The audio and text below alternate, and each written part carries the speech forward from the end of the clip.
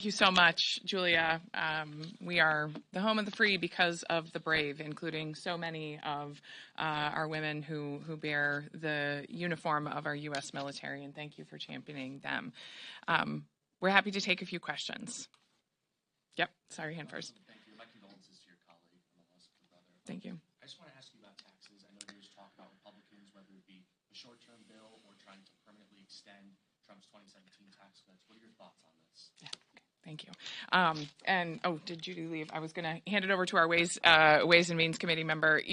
The Democratic Women's Caucus, one of the very first things that we did was send a letter to President Trump extending an invitation, a truly genuine invitation to talk to him about the ways in which we can work together. The Tax Cuts and Jobs Act is a mixed bag, and especially for women, including women entrepreneurs. I serve on the House Small Business Committee. I know that some of the tax cuts that were included in the TCIJ, they want them to extend.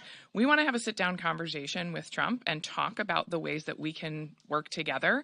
The Democratic Women's Caucus is a powerful caucus within Congress, and we're, ready to work with our leadership and help deliver the votes that we might need to get a budget bill and a tax deal done this year if it works for women and families.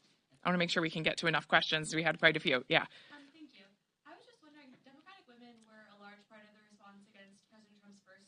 Do you see any changes in how you guys are messaging this time around, or lessons learned from the first administration, anything like that? I see a unity that exists on the ground, but for some reason is not necessarily breaking through into the national conversation. A lot of people say, Democrats have struggled to find their footing. Yet, this time around, you've seen, members of our caucus who have walked into a meeting with the Speaker and the Treasury Secretary demanding answers for the American people. About a dozen bills have been introduced this week holding, the Republican leadership accountable.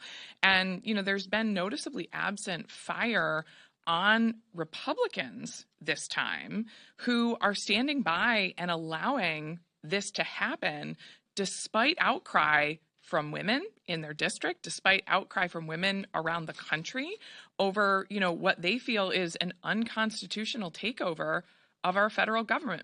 Women are united with the rest of the country in the fact that we know that there need to be reforms to the way that we tax and spend in this country, but you do that through a congressional process. It is literally Congress's number one job to allocate funding, to decide how we're going to tax and spend those taxpayer dollars. And, Trump is choosing to do this exclusively through an unelected businessman who has serious conflicts of interest in the work that he's doing, and not bringing it through Congress. So, I will just reiterate that we feel a strong unity in opposition to what he's doing, and accountability needs to be placed at the feet of the Republicans. I saw your hand. Yeah, absolutely.